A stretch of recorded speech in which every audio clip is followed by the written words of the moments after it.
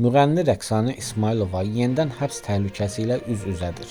Aparıcı Səidə Bəkir qızı onu məhkəməyə verərək barəsində həbs qərarının çıxarılmasını tələb edir.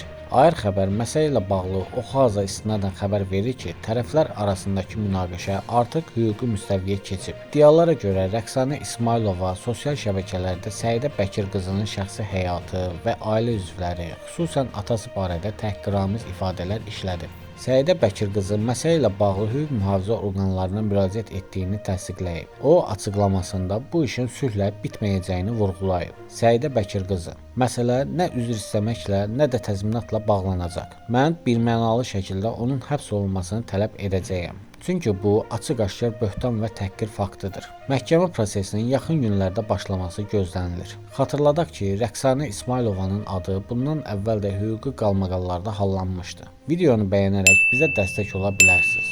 Ölkədə və dünyada baş vermiş hadisələrdən ilk xəbər tutmaq üçün kanala abunə olub bildirişləri açıq saxlayın.